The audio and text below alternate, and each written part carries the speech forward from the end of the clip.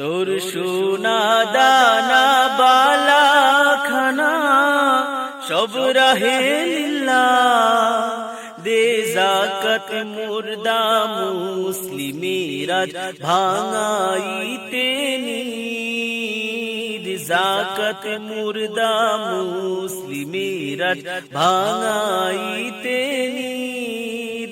ও মন রমজানের ওই রোজার শেষে এলো খুশির ঈদ, আপনাকে আজ বিলিয়ে দেশং আসমানি তাগীদ।